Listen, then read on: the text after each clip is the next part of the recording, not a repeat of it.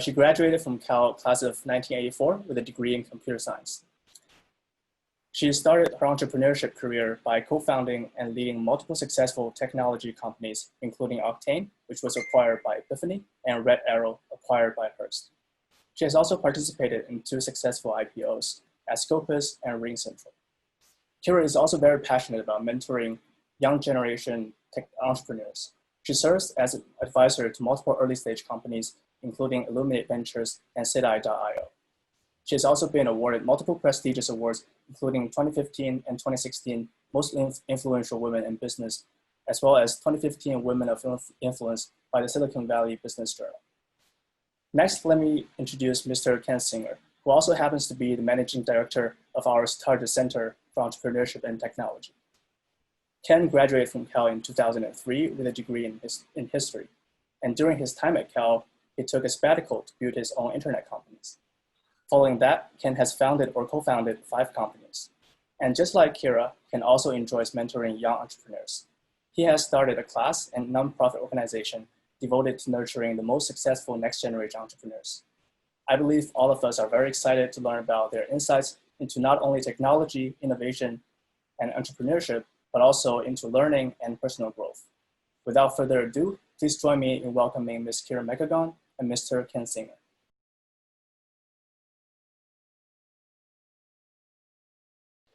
Great. Thanks for having us here, Victoria. I'm really excited to have this conversation with Kira because we actually missed each other in school because you graduated right when I was starting. And so we crossed paths, so we never got a chance to meet back then, but sure we took a lot of the same professors and courses. So that's where I want to start the conversation with you is your journey into Berkeley and then your journey out, and then you boomerang back into Berkeley for a master's degree and then went out. So maybe you could tell us a little bit about your coming into Berkeley. And I know you grew up outside the US and came to the US, so maybe you could even start earlier from that point. Okay, all right. Well, that takes me all the way back to where I was born, and I was born in Ukraine, in the city of Odessa, which is like San Francisco, is a city on the water. It's a port, and it dates back to being founded in late 18th century by Catherine the Great, a Russian empress, and has a reputation for being sort of a free city. It was very tolerant back in the 1800s, 1900s, late 1800s, 1900s, when all of the rest of Russia and Ukraine was pretty much not so tolerant of a country of countries, and tolerated gypsies, Jews, Turks. Everybody could live together, trade, and own properties. Nowhere else could you do this in the greater Russia.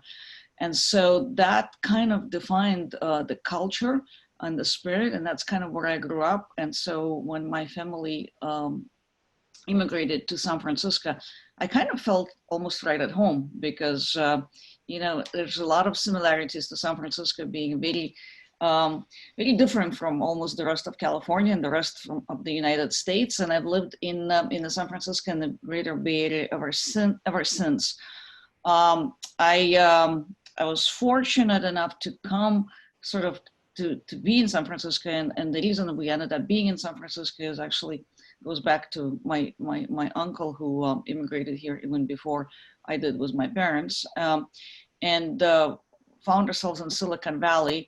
And at that time, I was just about to go to high school. Ended up going to a private religious school, and then ultimately to Lowell High School, from which I entered Berkeley. And I entered Berkeley at an off semester. I graduated early from school and entered Berkeley in the spring quarter. We were back on quarters then. And it was quite challenging, to be honest. It wasn't easy. To find myself in basically this huge campus, not really knowing what to do, being a little bit off cycle. So I didn't really come in with a class of freshmen. or was my class since I graduated high school early. It was a bit daunting, and especially was sort of just not being that comfortable yet was being totally fluent in English. You know, it was still felt to me like a second language, and so my first semester was a big challenge.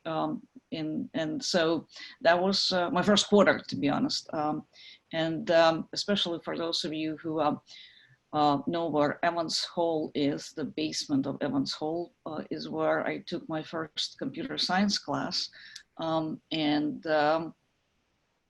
I was just to put context for the students who don't know, that the original home of the CS department was the basement of Evans. So yeah. You can complain about soda and Corey all you want, but it could be a whole lot worse, like in my day. Yeah, it was pretty basically, it was, you know, it was back in the days of where you still had punch cards. That was my first computer science class. And the only reason I was majoring in computer science is I was good in math. And you know, that's really all I knew about computers, nothing else. And that was the closest that I could come up with. Well, actually, my father helped me come up with that. And since I was good in math, I thought, okay, well, this is going to be easy. And this wasn't easy at all. And it was actually kind of disappointing, just be in the basement and punch cards and then stand in queue and submit those cards. And I was almost like, what did I just do? You know, am I really going to major in this awful major that makes you punch cards in the basement of some building? You know, lo and behold, fortunately, they brought us up for the next semester or quarter to the next level of Evans Hall, where we could be in the lab on another version of computer kind of like machines that you had switches on them. I don't know if anybody knows what PDP-11 is, but you kind of had to key stuff in, and that was already a lot better. You could at least key stuff in instead of punching on cards. And so there was this evolution that I went through, and it was great. I mean, it was actually, you know, I came to really like learning about programming, computer science, the theory of it, and then all the other classes that I took. So maybe tell us about a non-computer science course that you took that you remember distinctly that has had an impact so much that you continue to remember it. Yeah, had nothing to do with computer science, exactly, and nothing to do with math. And it was a class in economics taught by Professor Laura Tyson, and many of you probably recognize the name as an economic advisor to Bill Clinton and a dean of Haas, and just I don't know who probably doesn't know Laura Tyson on campus. And it was in the big Wheeler Auditorium, Economics, Econ 101. A, which is microeconomics, you know, the largest class. I guess my math and Fortran classes were pretty big, but this was pretty big. And I had no idea what I was taking. It's just somebody, I don't even remember how I ended up taking Economics 101, but I loved it. I loved it so much that I ended up taking 101B and then another year of economics, and God knows, you know, if I wasn't like an immigrant, who knows, I might have actually thought of even majoring in economics to begin with. But it really changed my perception of just the world out there. Just being the only child born into sort of in the Soviet Union, where there's no really studies of really, like, I don't know, there's a economics, but you know, there's Soviet economics, or you know, not free, not open market economics at that time, at least. And it kind of opened my eyes. It changed not just some of the things that I did farther in life was my career and eventually getting an MBA, but it also changed how I looked at problem solving and turned me over time into much more of an kind of broad-minded technologist, where it kind of led me to lead not just engineering, but products, to think of solving problems in terms of use cases and people and impact, and just left a deep impression on me. So Kira, I mean, today it's too bad because today we have a major called industrial engineering, IEOR, which is actually kind of a mix between computer science in some way and other kinds of engineering, plus economics, this optimization type of thing. So there's now a major that merges those two kinds of concepts together. So that's our department, to put a shameless plug into this conversation, is kind of this merging of some of that efficiency and the kinds of thinking that economics brings to bear with, you know, the tools of computer science and data science. So it's fascinating that that those were the things that drew you, because that's actually what's hot now, right? Computer science, right, and data. So, but when you were 20 and you were a student in your early 20s, you know, what were your goals? What do you, if you think back to when you were the age of the students who are in the audience today, what were you concerned about? What were your goals? And where did you see your trajectory be? You know, I'll be honest, they were pretty modest. I wanted to graduate and get a job that sort of would pay my bills, get off my parents' payroll, as I called it, and maybe even help my parents a bit. And then kind of a grander, I wanted to find some to do. I did want to find a company that I would really be passionate about, sort of working at that company. And I didn't know what that meant, honestly. And the companies I looked at first were actually not the company I ended up working for. But I also knew that I wanted to start a company of my own one day. I had no idea what it meant. This is, you know, I graduated in '84. The world of Silicon Valley was not quite what it is today in terms of everybody knowing, you know, everybody A, being connected, and B, actually understanding what venture capital is and how to start a company. But those were sort of just the two basic things that were top of mind for me, and it kind of worked out. And so if you were to talk to your 20-year-old self, would your 20-year-old self be surprised at what you're doing now? I think so. I mean, I think so, because the last thing on my mind back then was that I was going to be, I could imagine starting companies, but I didn't know what success would look like. It was sort of, you know, and probably my aspirations would have been much more modest, and more sort of in the sphere of being, finding something like my immediate thinking was, you know, I used to play chess competitively in Ukraine, and that was pretty good. And so my immediate thinking was, well, maybe I'll come up with something that really like a deep blue, like that beat Kasparov, but you know, I guess they beat me to it. And so, you know, maybe something like that was something that I was thinking I would do, but not really thinking of having a full executive career. I really not when I was 20. So. But now you're there. You have that. You're an executive. You're a founder of companies. Where did you learn the leadership required for that? Because you weren't a business undergraduate. You were a computer scientist, plus you had this interest in econ. You were making decisions about what you were wanting to learn, which is kind of this beginning of leadership. But where did you start seeing that emerge in you, the leadership qualities that have led you? You know, I think that actually goes back to childhood. I think that's the way I was brought up. I was, even as a you know, first grade, second grade, third grade, etc. I was always the president of my class. Something that I believe my parents pushed me to do. It was something that, you know, they actively developed in me to be a leader. I guess I had some natural qualities that lended themselves well to that. As a pretty good student, and that kind of helped. So some of it actually was very early on, as a child, and then as going into Berkeley, that wasn't really. Again, you kind of go in there to acquire skills, knowledge, education, not necessarily to learn how to be a leader. I wasn't thinking that way.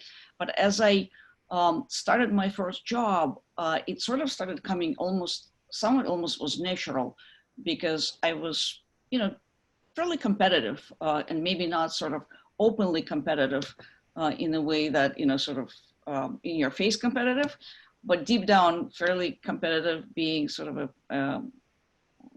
always wanted to do the best that I could. Having played sports as a child, played chess as a child, it kind of, So you're basically the quintessential Berkeley student. right, exactly, yeah. And so I and a pretty hard worker, and sort of I pretty much started figuring out really quickly that a combination of some natural leadership abilities and hard work is just going to continue to propel me forward, slowly, like in increments, right? Like I wanted my first job, they gave me 2 weeks to finish a task.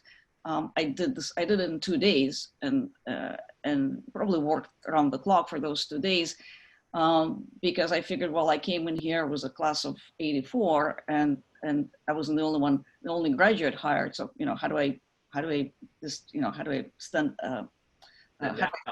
Yeah, exactly. How do I get noticed? Well, that's one way to get noticed. And so some of this was just, I guess, natural. I don't think it was, I don't know that I knew what leadership is. And then really the one thing that taught me, one experience that taught me quite a bit in leadership is actually overall was, like many things in life, you learn from your things that maybe didn't go so well. I actually, one of my work segments was actually working in a company that was in real time computing and hardware systems, high precision measurement systems, not something that like a big sort of almost a different, a diversion from the rest of my career. And the company was actually owned by my uncle, and those of you who ever think of working for family, think again. But I learned an immense, I learned immensely. This was probably like, graduate school on steroids.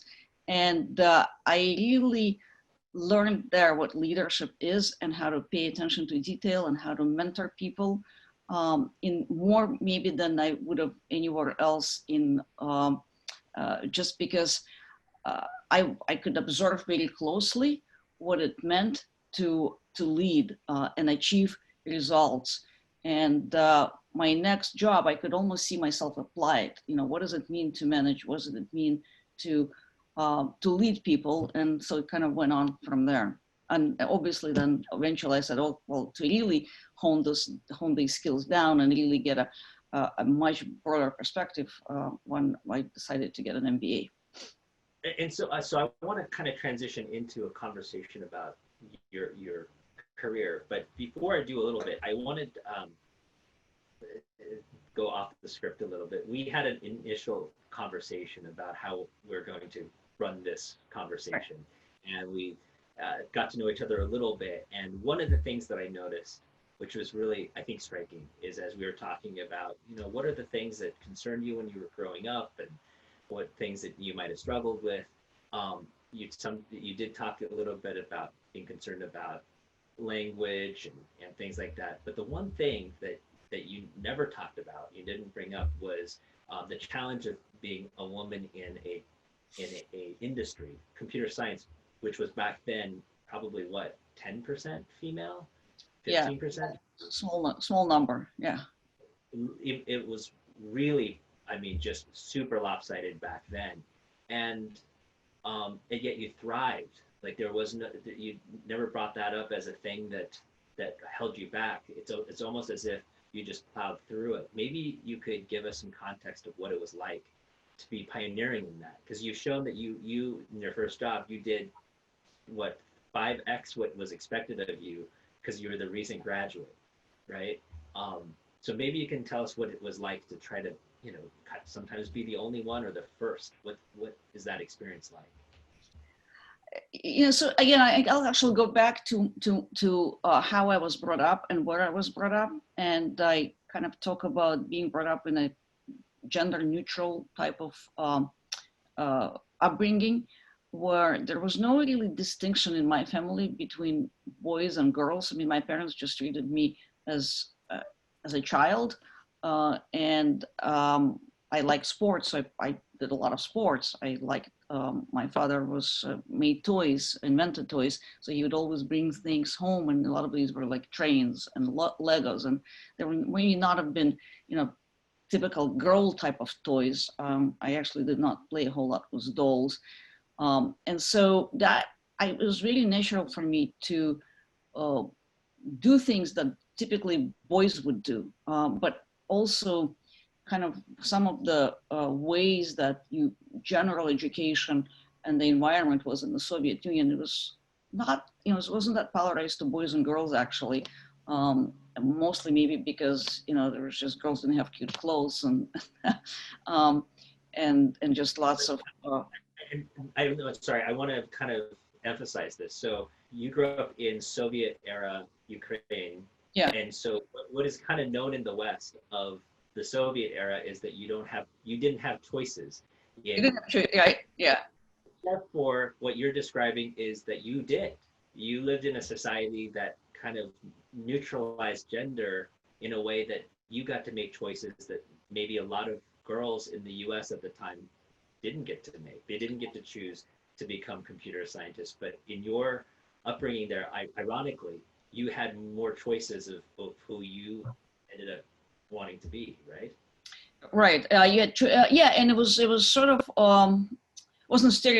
you weren't stereotyped, and I think it's also true probably of China. It's maybe true of India, but was definitely true of Soviet Union back in the day in the 70s, and probably in the 80s, all the way in, maybe even more.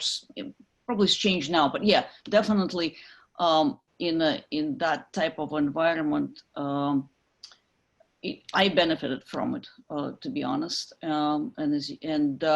so coming to United States and then ultimately finding myself in Berkeley in a major that was predominantly male wasn't daunting. I like, it was almost like I was almost oblivious to it. I don't think I can call it out now, but I don't think I was able to call it out back then. It was natural. I mean, that was my life. Chess, right? I mean, you had male chess competitors, right, that you beat. So I'm sure you've been in mixed gender environments growing up is basically. Right, yeah. And my parents encouraged me to kind of what I would call play with boys or do boys like things, or, do like, participate in math Olympiads, or, if I wanted to play ice hockey, not competitively, but still it was predominantly boys who did that. So I was very comfortable in Berkeley, finding myself mostly surrounded in Evans Hall by male students. Wasn't a big deal, and actually made a lot of friends. And so that, and I didn't feel, it wasn't a special effort that I had to make to do that. And so that actually helped me not only in Berkeley to feel like, well, I belonged. I mean, that was normal. That was just, the mix was probably something that I was already used to. It also helped me at work early in the career and later. And I've written a lot of blogs and done a lot of talks on the subject that I really only recognized looking back what was going on. And the tips that I sometimes share with aspiring, women professionals is just kind of, be confident, be yourself, and don't let the society and culture, sway you into sort of being pigeonholed into feeling like you have to be different. You have to almost apologize for being a woman. And it's changed a lot now. I mean, there's quite, this is much, we're living in a time where we're seeing a lot of change happen. And this is, you bring out something I think really important about this, and I'm trying to walk carefully because I'm not a woman, but I've been in industry a long time, and watching the generational views, women of different generations who have experienced different things and have seen different things and actually have very different opinions about a lot of this stuff. Um, as you know, time goes on, it just becomes it's normal to have mixed company and everything, right? But I just want to point out when I was in tech world, it was incredibly difficult to find a female engineer, computer scientist. It was just so difficult because if they were available, someone like IBM or the Googles at the time would snap people up. And if you were a startup, it was just hard to find anyone who was available. So want to transition a bit again to talking about your startup experience. How did you make that jump from working and saying, you know what, I'm gonna start my own company? What, maybe you could help us with that decision, that moment that you said, okay, I'm gonna start my own. So like I said, I always knew I wanted to start a company. That was always in the back of my mind, and a lot of things lined up for me to be able to do that. And with starting a company, it's about the team, the market opportunity, and then the idea, really. And so that's kind of how I think about it. And so we had a team of people who were kind of like-minded, worked at the same company. We're all at that point at Scopus Technology, which we were, a group of us was early employees of Scopus, like almost like the founding team. Not the founders, but the founding team. And so it grew from a company of 20 people to a company that went public and was acquired by Siebel. And so prior to the acquisition by Siebel is where we said, look, the market right now is being disrupted. And think of circa kind of 97. Internet is started to change the way people could consume business and applications or just just interact with each other.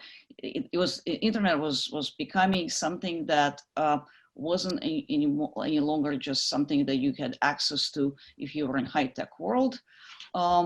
It was mainstream was almost around the corner. This is only like circa 97, 96, kind of when I started thinking about this.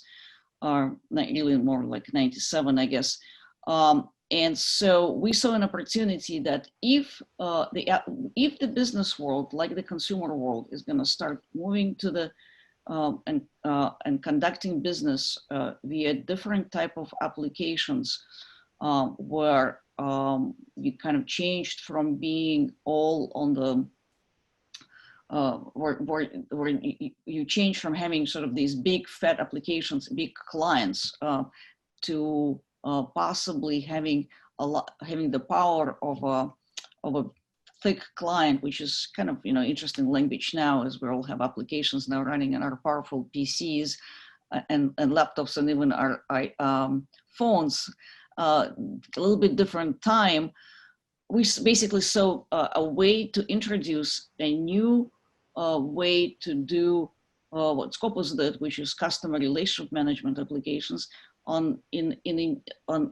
disrupt the way that these applications were delivered, and make them internet-based. That's kind of the short of it. Everybody knows today what SaaS means, software as a service. So this is in between sort of that software as a service and the world of big applications running on your laptops. So, Kira, back then, did you call it an ASP? No, we called, I forgot what we called it. Must have been an ASP. Yeah, maybe something like that. I was trying to recollect what was the name. Yeah, I want to contextualize this for all of you who were not born then, because you're going back to the era, the internet birth of the internet. Yeah. Before, everything was software that you bought on a disk drive. You got a disk and you loaded it onto your computer. And then the internet came, and you could now have applications that you could download from to your computer, and then eventually run the software in the cloud. But back then we didn't have the word cloud. So people like Kira and I, we were selling this thing that was in the internet, like software in the internet, and there was a term called ASP, Application Service Provider, I think, or something like that. And that was, yeah. Yeah, it was the term that was used before cloud. And so Kira was part of this like revolution to move software, which was, you know, actual thing to download, right? Or that you put into a disk drive. Most of you have never used a disk drive, by the way. It's probably something you can look at in a museum, go do it on your free time. But we used to live off of these disk drives. But we moved it to the internet, and that was called ASP. That was revolutionary, hugely impactful. And the other company you worked, that you created and sold to Epiphany, for those of you who are startup like wonks here, Epiphany was started by Steve Blank. And so she sold her company to the company that Steve Blank created. And for most of you who will go through a startup journey, you'll probably use some of the elements of what Steve Blank has popularized. So this is a very small world. The connections over time, like Kira has you know, curated from all of her startups and experiences as she sold them to these companies, she's built up a network too. So Kira, maybe tell us, I'm going off script here. Do you remember anyone that you met in your journey that you, like early on in your journey, that maybe you started something with, or you hired, or you worked for whomever, and then now they have created some huge company or someone, and you're friends with them now because you knew them when they were young, and that you, do you have any of those kind of stories? Yeah, I do. Yeah, I think, you know, like, you know, if those of you who read Malcolm Gladwell, The Outliers, you know, timing and there's certain, you know, certain era that, you know, the Silicon Valley, if you were at the right time at the right place, then you had a high probability of ending up doing something like starting a company or achieving, you know, sort of a pretty big exit or just pure success as part of someone else's company. So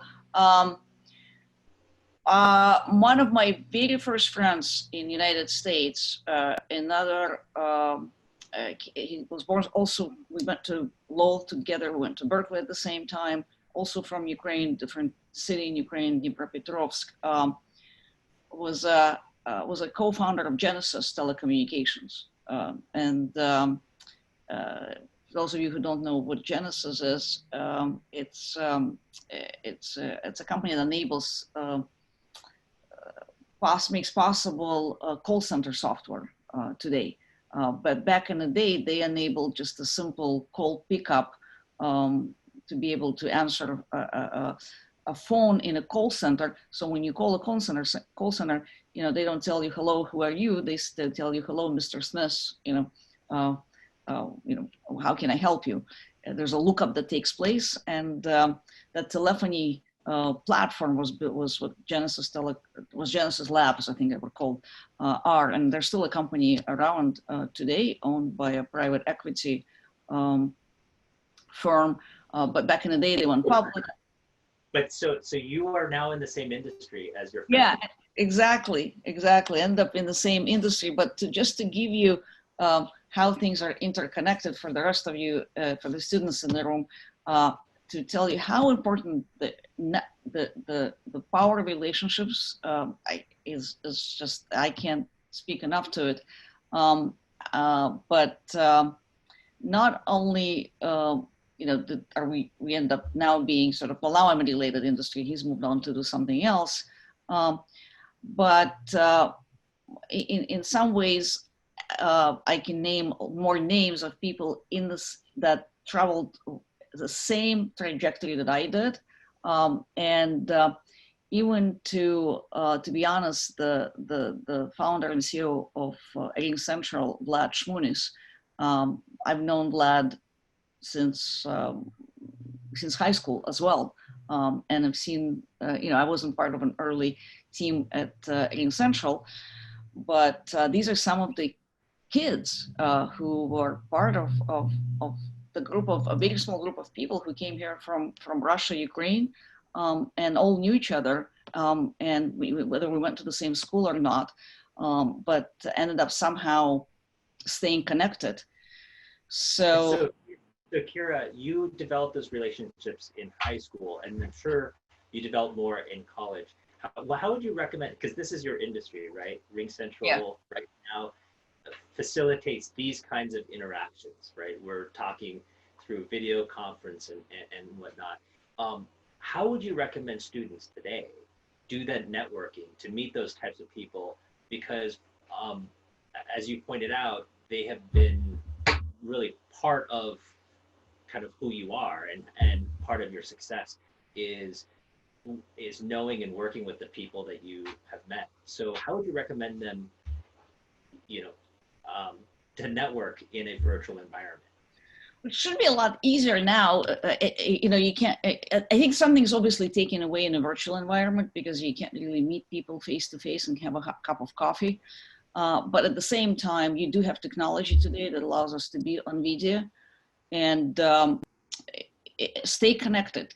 I can't stress enough the power of connections, especially those early connections, because the connections you make in college are, they're like at a different level. The informality of that link, of that relationship is very powerful, because you don't have to be differential in any way. And how do you foster it? You stay connected. You monitor. Sometimes it's just as easy as you see somebody got a job and you just send them something on LinkedIn or on Facebook or whatever network you're on, and say, hey, congratulations. Tell me more, or congratulations. When it's all over here with COVID, we can go have a cup of coffee or a drink. You have to make a conscious effort to stay connected. And I can't tell you enough. And I think, Ken, you can share in that when you start a company, you start scrambling, you go like, oh my God, where am I going to find my team? Well, the founders may come together sooner, but you start thinking, oh my God, I got to hire people. And so you start basically plowing through your network and looking who to hire. And all my companies, I've looked into my network. You don't count on recruiters to bring the talent in. You got to mine your network. And so you have to foster your network before that. And virtually or not, I think it is harder now, but foster those relationships, make an effort, and remember your classmates. So it sounds like you were fairly social. Like you did make those connections when you're on campus. So that becomes, it's not just a nice to have, right? It's, I got to meet people and make friends, but those friends become critical to your career. It seems like, it sounds like that's where it's some of the secret of success is the people that you have met along the way who have been able to help you. So maybe you could tell us a bit about, as you've gone from startup to now being the CIO of a telecommunications company, right? That was actually at the forefront. So I find this very interesting because RingCentral, I remember when it was first coming out, it was this whole idea, there's going to be a unified communications company that's going to go after Cisco's business. There's no way that this is going to be, all of these talking AT&T and whatever. And so the fact that you guys were successful in taking on these giants, right? And you guys got to, a big position. You also came in as the CIO. Maybe you could tell us a bit about what a CIO does and a little bit about the business that RingCentral has advanced. Sure. So at RingCentral, we basically describe ourselves today as communication and collaboration solutions. And what that means is simplest way to describe it today is to say we take message, which is team messaging, chatting, file sharing, tasking. We take video, which is which is similar. RingCentral has a video product similar to this product, Zoom's product, and phone. And phone is really our foundation. And you essentially put it all together in the cloud and make it available to users in the form of an app that foremost, runs on your mobile phone. So you can run your business from your mobile phone, and you don't have to be tethered to a desk. You don't have to be tethered to a phone, and you can interchange the modalities of what you do. So you can go from messaging to video, from to a phone call, all within one app, in groups, one-on-one, and then have all the power of a telephone system in there by transferring extensions and all the complexity that comes with that we simplify for you as a business. And make it available to your employees, again, in the form of apps, also works on phones, of course. So Kira, so let me translate this to a generation who has lived in WhatsApp, Snapchat, Instagram, all these other kinds of communication channels with emojis and whatever. Not that I speak your language, you guys, but I understand. I understand the world that she's in, because I've had to work in environments where I had a landline and I was tied to that landline, and calls would come in, voicemails would be left, and I had to be able to access that. It was never connected to my mobile phone. So if I wasn't at my desk and I traveled a lot, it wouldn't transfer over. And then when I had to be able to access, customer complaints and other things that came into my phone rather than through the customer care line, and if I missed it, that was a major deal. I had to somehow allow other people to have access to my voicemail because they needed to service things. And I had to still be able to use my phone. So there's enormous complexity when you take telephony into the business environment, because not only do you need to be able to communicate, but there are actual contractual obligations of response rates and other things in businesses that are tagged to fees and penalties if you don't do this right. So it's a lot of plumbing.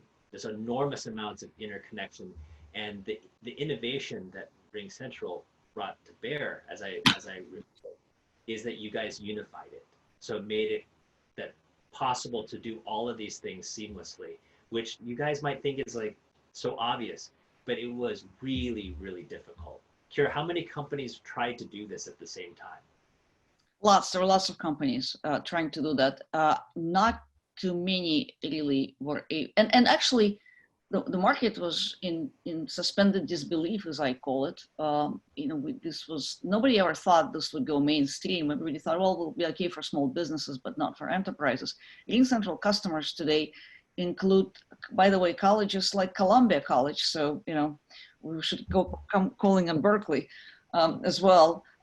And multinational companies with offices all around the world, from, major retail brands to hospitals and so on. So especially in healthcare, mission critical applications that nobody really thought cloud telephony would be able to handle. Even when I was joining RingCentral, which was pre-IPO, still there's lots of skeptics whether this will really go into, will move from servicing small businesses, of which there are lots of companies trying to do that for, to really being able to service global enterprises, which is where RingCentral is at today. And I would say that if I looked back and I said, well, how do we get here? And by the way, today our partners include, and I'll do a little plug for RingCentral here, companies like Avaya, which was the epitome of telephony on-prem, which is basically you have a box and you have wires and it's in the basement and you have technicians who are wiring your phones. Basically, they're a partner today, and Avaya basically capitulated that on-prem market to us and is reselling RingCentral today. And that includes Alcatel. These are all the names that probably means not a whole lot to the audience unless they look them up, but a whole lot to people like you and me. So how do we get here? Look, step by step. And I would say really, two things that I pull out always is a relentless focus on the customer. So listen to the customer. And we may have had aspirations of servicing 50,000, 100,000 type of seats deployments, but we had to get really good at 10s and 20s and get it and be seamless in how we deploy our solutions, and kind of earn our stripes as we went along, step by step, by ensuring quality, ease of use, and availability. If your phone system goes down, Kira, you're describing certain things that doesn't sound like startup sexy. So, it's reliability, the technology has to be, ruggedized and rigorously tested. You're describing kind of the more difficult sides of building a company, right? Which is that it's not all fun and games and clever, like, UI and UX things. There's the back end stuff that really needs to work, right? And so you've described that the professionalization of a startup. You start with the idea, you kind of grow it, and RingCentral really captured this this market by doing a lot of clever things. The role that you played at the company is a CIO role. Is it possible you could share with us, what does a CIO do, and what do you want to do within this role? Well, why did you take it? So in my case, CIO stands for Chief Innovation Officer, not Chief Information Officer. Look, I saw a big opportunity with RingCentral, and like other things that I've done in my career. A big opportunity is opportunity to disrupt the way people work, to disrupt the way people consume technology, and to make really an impact. Because that's when you create a lot of value, is these disruption times. When that happens, you have to be able to plan out you have to plan out a long trajectory, and kind of get there incremental. And that's really my job. My job was to do two things. One was to make sure that in a boring sort of way, the software doesn't fail, because your phone call can't fail. Customers, users, all of us have very little patience for when you can't connect. Hello, that doesn't work very well. I have T-Mobile, so I can attest to you that phone calls don't always connect. Right. So you have to connect. They have to be seamless. And so there's lots of, so that was actually the definition of what I had to do to begin with. Then there's a whole bunch of customer, like I said, focus on the customer, things that you need to deliver to customers to basically continue to grow. And as you grow, the demands continue to come in. And then I just want to underscore what you said there, which is you are Chief Innovation Officer, right? And your primary job, they said that don't lose sight of this, is that you still at the core need to make sure phone calls connect. Right. That sounds like a cultural value. They said we can innovate, we can do amazing things, we can disrupt, but let's not be so disruptive that we lose sight of our core business, which is to make sure phone calls connect. That's powerful. Is that something that's written down in the company, or is that how you interpret, your role at the company? It honestly kind of goes from the top. This is the way Vlad, the CEO, is. That's a founding principle, I think. I guess it's not written anywhere, but that's the way we operate, seems to, I think it's ingrained in everybody who works at RingCentral, and certainly in my organization. But then there is a part of my job that is really the innovation part of the job, and that is and by the way, there's innovation in everything. There's innovation in stability, in quality. It depends on how you look at solving a problem. You can go, oh my God, this is boring. I just got to keep the systems running without failures. Well, you can also look at it as something to as a problem to solve. But in terms of what does it mean to innovate, and what part of my job is like what I would say kind of pure innovation, it's really to try to look at the market, look at the customer adoption, and try to be somewhat ahead of customer demand, but not so much ahead that you're burning cycles on something that, you know, build and they will come, something that almost anticipates their needs and anticipates the way that market evolves. And in today's world, disruption happens very, very quickly. Like, look what just happened with COVID. You know, the last 6 months, digital transformation, as you know, as everybody refers to it today, is accelerated by, I don't know, like a factor of 5 at least, or something like that. 6 months, in 5 years and 6 months. So it's part of my charter to really be able to foresee and plan and build for anticipating how demand changes. And that's fun. That's a lot of fun. And you get to work with other decision makers in the company to be disruptive. It's not just to be able to, you're not just paid to think disruptively, but you're in a role that you can actually make an impact with those ideas, because you're empowered to do that as the CIO, right? That's the goal, right? Yeah, absolutely.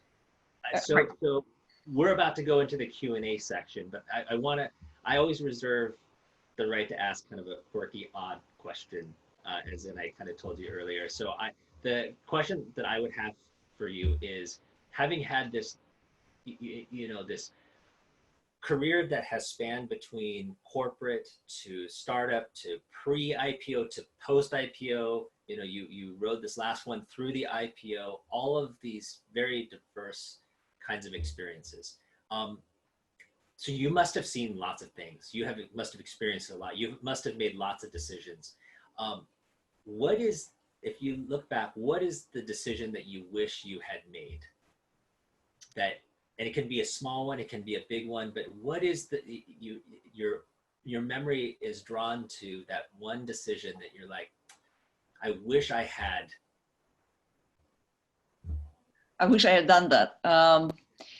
You know, it's a great question, and I you know, I kind of look at my trajectory and the career and the things that I've done. There's one thing that I wish I had done, and it has nothing to do with the decision of joining this company or that company or doing this or that. I probably, if I had to do this all over again, I probably would have rebalanced a little bit time with my son, and just spend more time with family. There were numerous vacations that I canceled. There were basketball games, tennis games that I couldn't make it to. You know, it was a bit harder doing it way kind of in the late 90s or 90s, because you couldn't quite work from home as well as you could work now. And you had to be in the office, and it was, you know, so there's I could find lots of excuses. Cell phone calls were $3 a minute. Yeah, yeah. You couldn't, you know, you didn't have the luxury of video meetings at the time, or even, you know, or even internet. But I still think I could have managed better, and spent more time being kind of more involved in my son and my stepson's lives. And I was fortunate that my parents helped me, and then my husband really, you know, helped quite a bit. So I kind of compensated, I felt like, by having family do the things that probably I should have been doing more of. And you can't turn that clock back. Well, so that's a good lesson to everyone on this call. Some of you who are stuck at home with your parents during this Corona crisis, those of you who are, you know, sheltering in place with family members, You know, I also make that recommendation. I always think, I don't know if I told you this, Kira, but I always tell this to my students is that, you know, in college, I really enjoyed it. I met lots of people, had lots of friends. And so I ended up starting a company right after, well, I didn't graduate. I came back to graduate. But in that time, a lot of my friends got married. And at the beginning of that period, I got invited or was asked to be in the wedding many times. And then the tail end, maybe probably my late 20s, I stopped getting invited to weddings from even my closest friends. And I kind of was upset. I'm like, not that I hate weddings, by the way. So I called, I'm like, hey, I hear you're getting married. What happened? They're like, oh, you didn't come to anyone's wedding during that entire time. So we just thought you didn't like going to weddings. So we just didn't waste an invite. And that was, I didn't know that that was the impression I had created with my network of friends, is that I didn't value them enough to go to their own weddings, and that I stopped getting invited.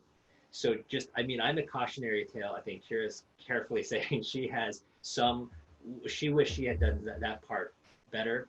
I got to tell you, when you're in it though, you don't see it. This is the message, you know, you don't see yourself making these decisions until later on. You go, wow, I missed out on so many of those moments that would have made the difference.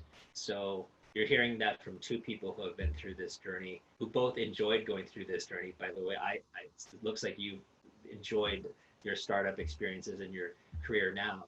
Same with me. But that, honestly, that's my one regret too, is that I wish I had. It's not even a balance. It should have just been a little bit. It doesn't. I was at almost zero personal. It was almost 100% work. And at the time, you're like, oh, that's because I'm a serious human being, right? I'm sure Kira's like, I've got to do twice as hard because of my the disadvantages that I might have. But at the end, no one remembers that.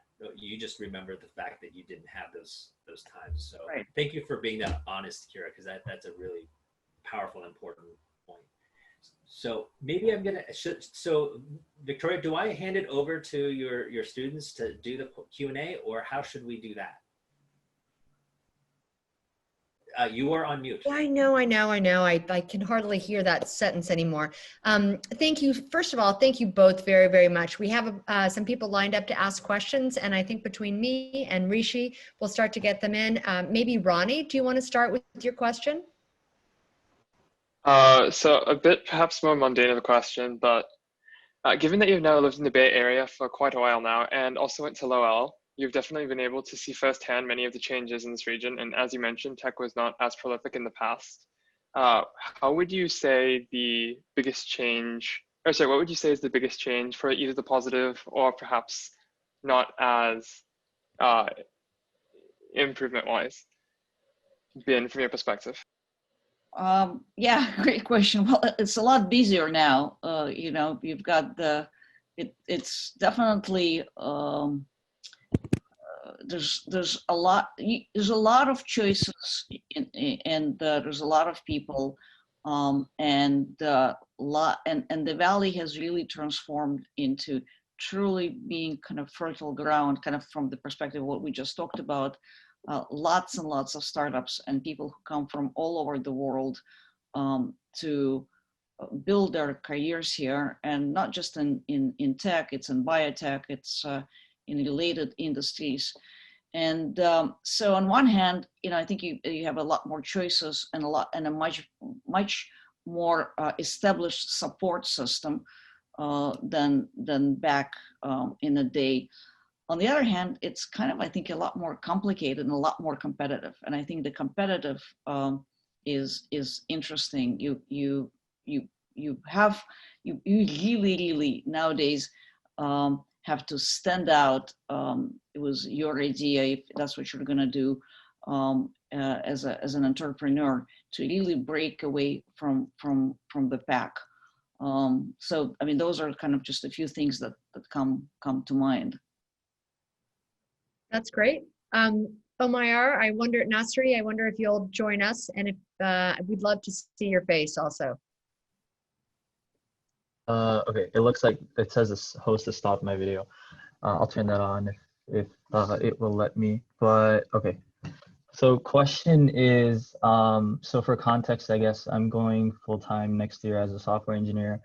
And so some advice that I've gotten is to, well, so I guess like in software or as an engineer, it's very easy to coast and you know, just sort of like live as a software engineer and start and end your career as a software engineer, as a senior engineer, without making maybe as much of an impact. But that is just not as fun maybe. I was looking at your LinkedIn, and you also started as a software engineer and then moved quickly into a, I think a VP of product, some position like that. So I guess very general, very vague question, but what are some tips that you have to actually stand out, make an impact, actually drive engineering or product or design or whatever that we might be doing as new grads early on? You know, I have one simple rule, to be honest. You know, work hard and work smart. Kind of those two go hand in hand. You know, early in your career, like I don't think of management as the next step. Think of how to make an impact, and you make an impact by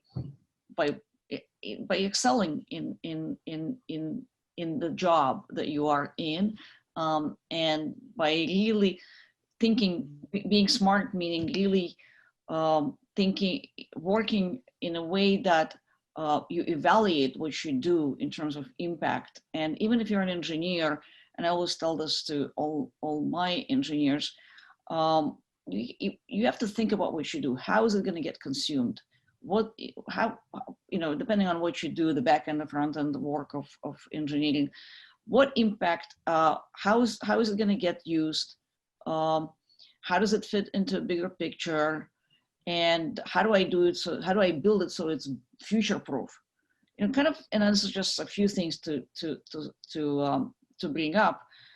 And Kira, sorry, can I add a bit to the question a bit? Because I think we have this with lots of our students who are really greatly trained engineers, but they're getting pulled or called into this product manager myth. It's like the siren song of the product manager. It's like, ooh, I want to be assistant product manager at Google. Not that you want to, Omer. I'm just saying that this is a common thing we're hearing. So what kinds of students do you think would do well staying in engineering versus becoming a product manager? What like traits would you say do well in your experience of being a product manager versus being an engineer? Yeah, I guess so. That's a great way of phrasing it. As an engineer, I think as an engineer, everybody's a problem solver, both engineers and product managers. But as an engineer, you have to love really tinkering with technology. Like you have to be able to love building things with your own hands, not telling others what to do, but building it with your own hands. And you really have to go deep into the technology, enjoy it. And you, almost like when you see that code compile or whatever, whatever the tools are that you're using, you have to, the anticipation there, you have to, it has to be something that you enjoy, as well as sort of the control that you get from building with your own hands at any level.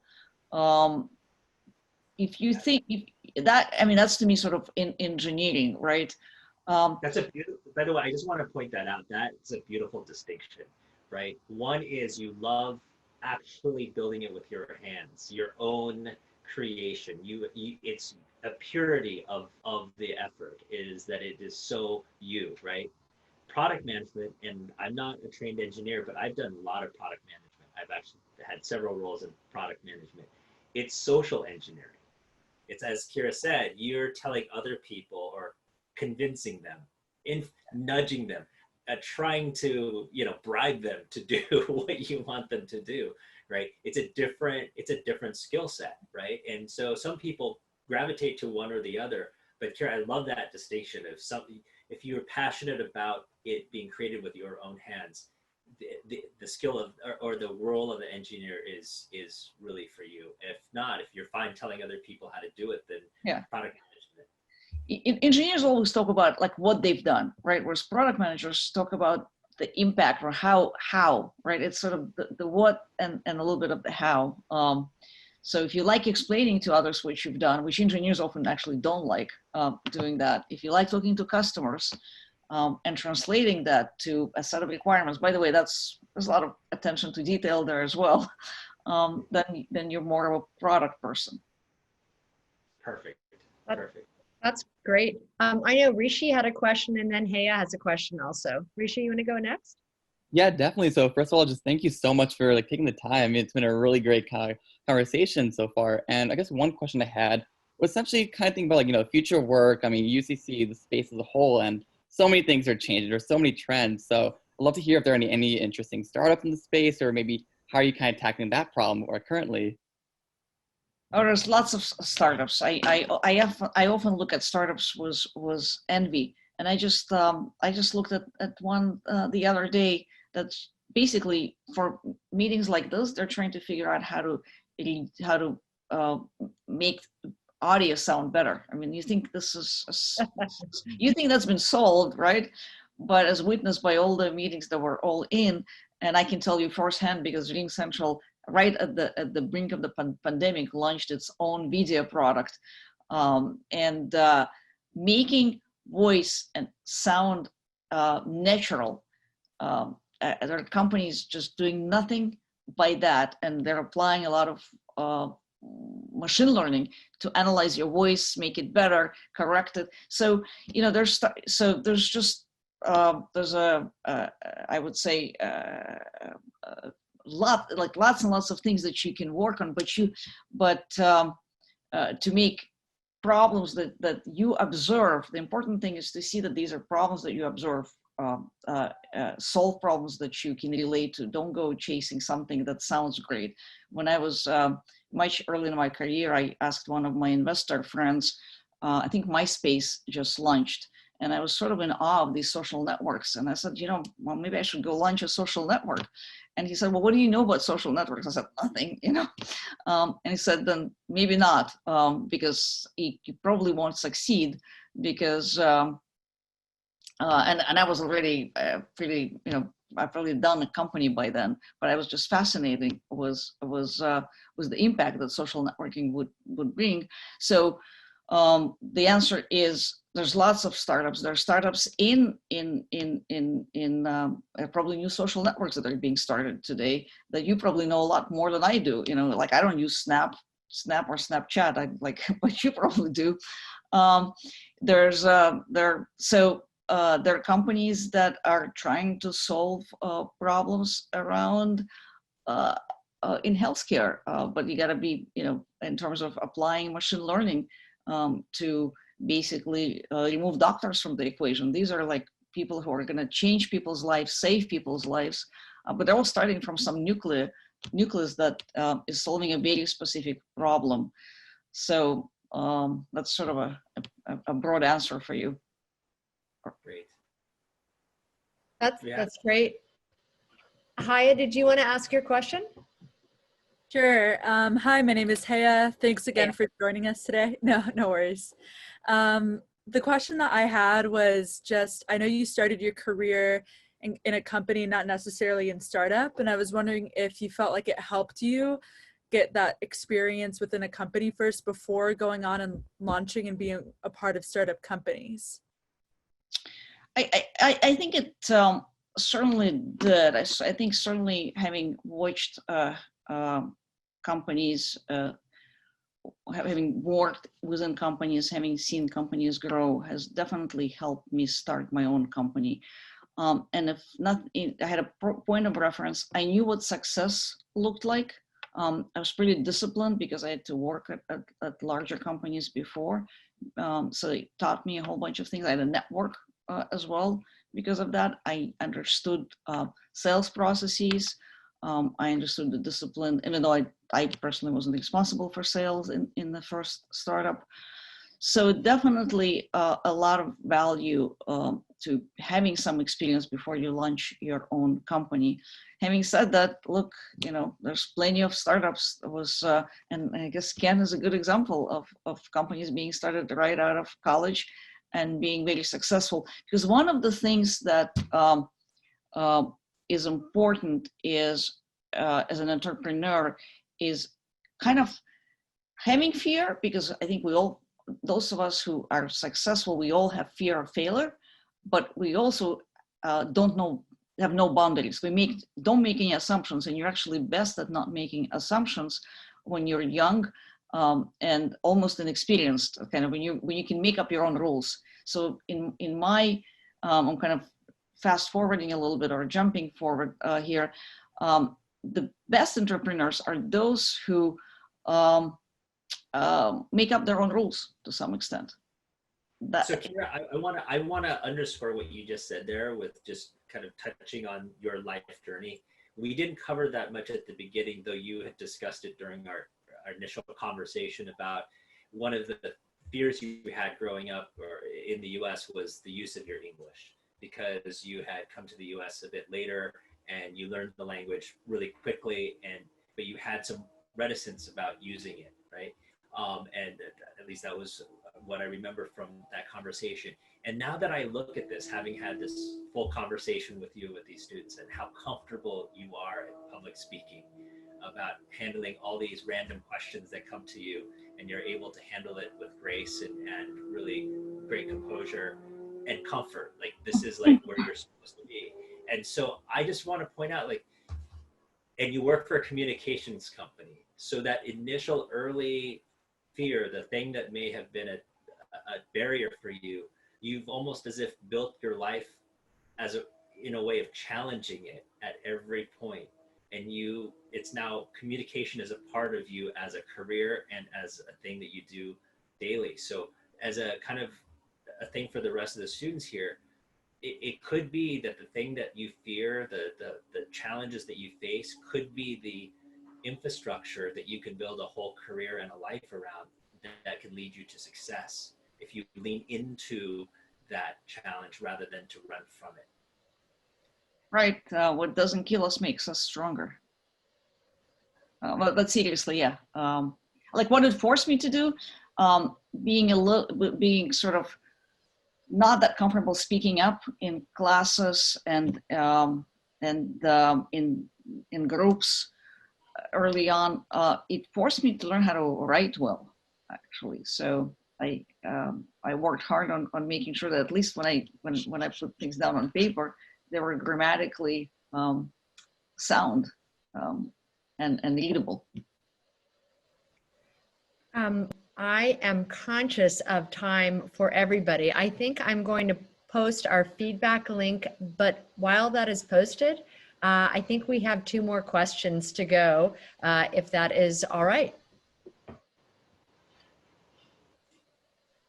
Peng Guan, do you have the next question? Yeah. Thank you so much for the great talk. So I understand that both Ken and Kira have extensive experience with entrepreneurship. So I just want to ask, what suggestions would you like to give aspiring entrepreneurs when it comes to building the right core founding team? And what do you think is the best kind of dynamics for a team? You know, I'll tell you, look, founding a company was co-founders. It's like getting married, you know, and you may have more than one spouse at the same time, depending on how many co-founders you have. So, and in my experience, ideas morph. You know, most startups pivot, and sometimes more than once. Look, you know, Slack, you know, which you probably all use, you guys all use, you know, pivoted from a company that was going to do something very different from what it ended up doing. And there are many examples of that. So ideas morph. But teams need to gel together to be successful, because if the team doesn't gel together, then it's not going to work out, no matter how big the market is and how great the idea is. So choose your founders carefully, test things out, define the rules of engagement, define your roles. Not everybody can be a CEO and not everybody can run engineering. And you got to be comfortable that if you give the keys to somebody to be the CEO, that you respect that, for example. Those are the things that I'd be thinking about if I were starting a company and building a team. So I echo everything she said, except for I would add one piece, which would be, well, two pieces. One, do not, as she gave the example that it's like marrying someone, try to avoid starting a company with someone who you actually are married to. So if you like a spouse or a girlfriend, boyfriend, or whatever, I've only seen that work once, and they're not done yet. They're only 2 years into this experiment, but they would be the unicorn. Like, I've never seen it work well. The other thing is that Kira's spot on, but I would give you actual things to do to figure out if it's a good match. And the number one thing is, before you ever start a company with someone, get in a really big fight with them. And I don't mean punching. I mean metaphorically yelling at each other, trying to work out an issue and see how fair they play. Do they use underhanded tactics? Do they use guilt? Do they use logic to convince you, or do they try other ways to try to get their way? If they aren't mature enough to have an argument, a conflict that uses logic and an adult manner to resolve it, then they're not ready. If you don't, then you're not ready. So then you need to do some work to be ready to have adult conflicts, because at the end of the day, what startups are doing, they're in new territory. There's no real right answer. It's about trying to figure out how best to use your time. And the conflict that you have with your teammates leads you either to using your time wisely or wasting it. So you need to have a healthy example that you can have a good conflict that will take you into the future in the right direction. I think we have time for just one more question, and would love to hear from Rithwik if you're all set. Yeah, hello? Yeah. So my question was a pretty general one. I noticed you were talking about how we should be not focused on, like, for example, the social networking companies, and you like thought maybe I should start a social network company. In general, there's like a lot of hype around specific things, and a lot of times I've noticed, like, I'm interested in something that's hyped. So like working as a software engineer, trying to work at Google and just staying there, or like a lot of hype around machine learning startups, things like that. It's hard for me to tell if I'm just unconsciously following the hype and I shouldn't be doing that, or if I actually like what I'm following. So like I can't tell if I'm settling or not sometimes. And I was wondering if you have any general advice around that. So generally, hype is,